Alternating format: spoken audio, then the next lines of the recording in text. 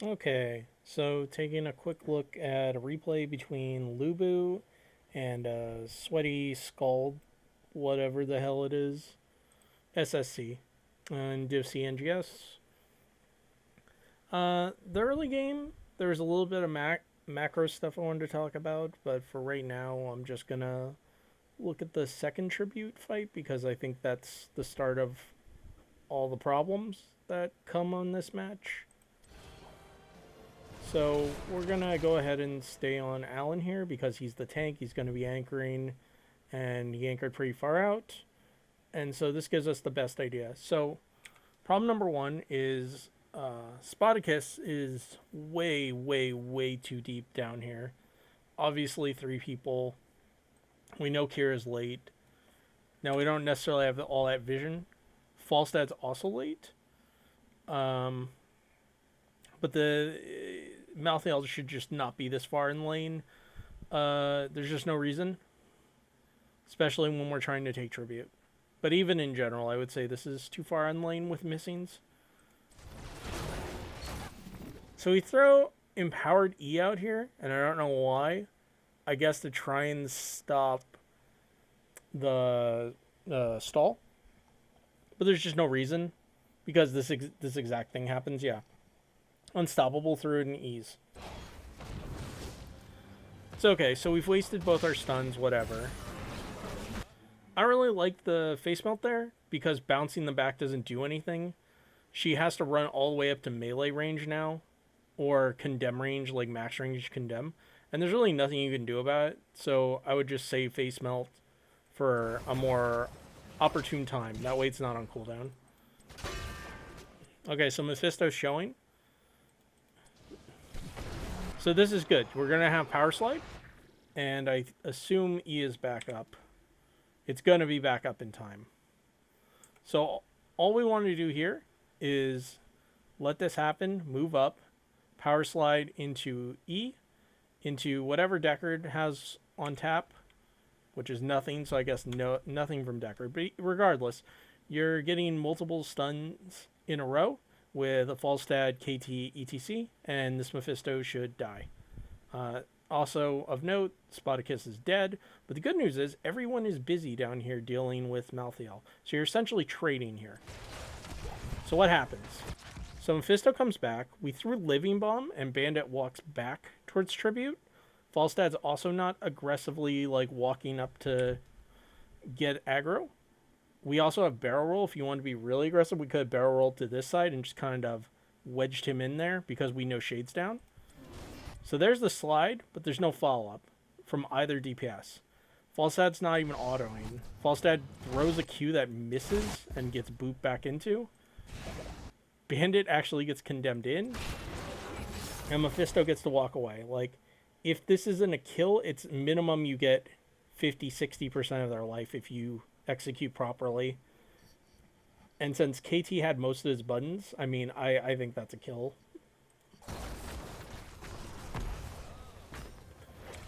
So from here, the fight's over.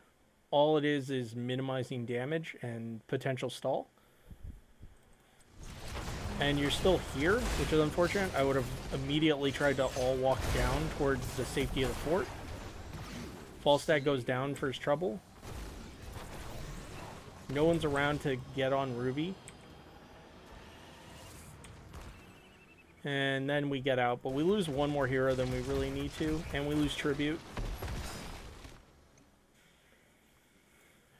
So that was problem number one, is I don't think you guys had a clear idea of defending outside of Alan was anchoring here, and the DPS didn't seem to have any sort of focus on what they wanted to be doing. You guys were kind of just dirtling around this area, not really focusing, and then when a kill target appeared, neither of you were in position to follow up with any abilities to make that happen. So whenever ETC and both the DPS are on the same screen, and your cooldowns are up, like, you just have to be looking for anyone that gets Power Slide. Like, Alan just calls Power Slide, slides, and if it hits, should immediately be followed up with an Empowered E into full KT combo into just a bunch of auto attacks. And then later on, if you want to add to that, obviously you have Phoenix as well. You have Last Rites of Malthael's in the fight, etc.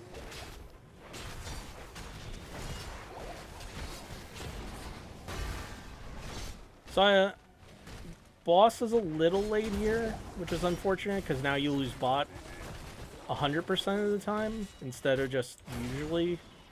And the problem is the Haka can still burrow in. So this, I wouldn't have even tried to come here and fight this. This seems like a waste of your time. At minimum, you're taking an even 5v5 with no edge, and their boss is already getting a lot of value. But they basically can determine whether or not they want to take this fight. We mosh pure air, and Dahak is about to burrow in. So guys, look where your tank is and look who's in front. Your healer and Malthael in front. There's just no reason to be aligned like this. Take the second and let Alan run ahead. Again, realistically, if they're on the ball, you're never going to stop this with how late we took boss. So just don't bother. Also, this is a wild-ass flank against Akira, who can, like, just grapple on you and stay on you and essentially kill you if you don't hit E.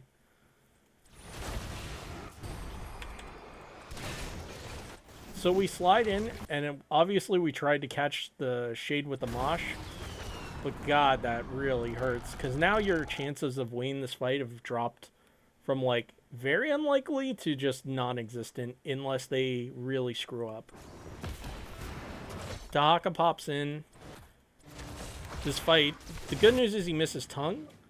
Bad news is Blessed comes out, and now the fight is over.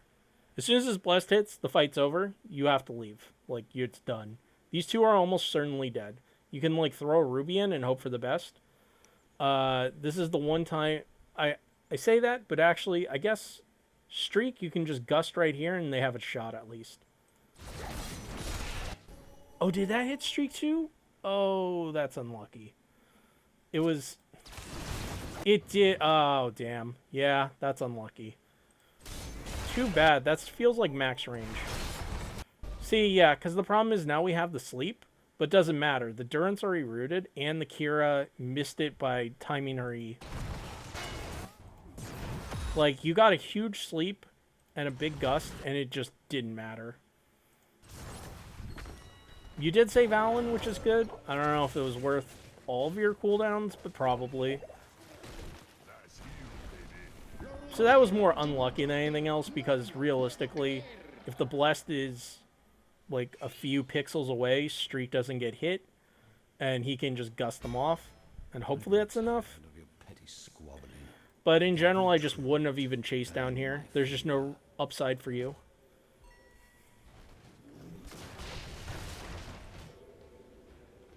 I would have tried to make up the XP difference, essentially, is like what my play would have been. I don't think you could have saved bot anyway, with how you were configured, so whatever, that was just gonna die.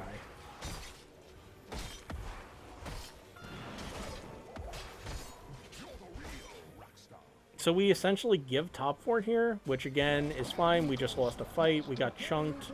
We don't have our heroics up. The problem is, as you can see, like, because they're all much lower cooldowns, they all have their cooldowns ready for this fight, and we don't.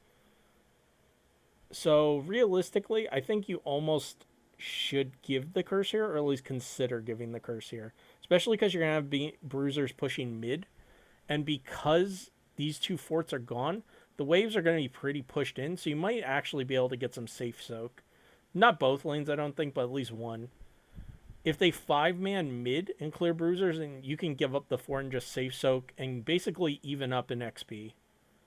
You also get curse off the table, which I think is worth considering. A lot of teams don't like giving up curses, but if you give up a curse with 5 up, especially with good wave clear, and your team does have good wave clear, you can generally minimize the damage of the curse versus you take a team fight, lose it, and then the curse gets a keep, possibly like 2 keeps in worst case scenario. So yeah, we are late to the bush, so we don't check. We face check this bush. We might check everyone. The problem is the condemn into blessed is going to kill Alan here, almost certainly.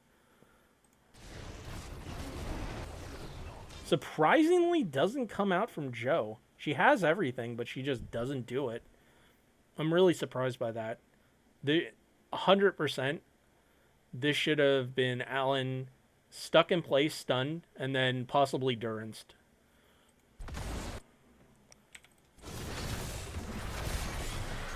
So instead, these guys get stunned. Alan goes back in. He's dead now. He's still alive. What are they doing? I'm really shocked Alan lives here. Like, I feel like this is 100% dead cow if they are paying attention.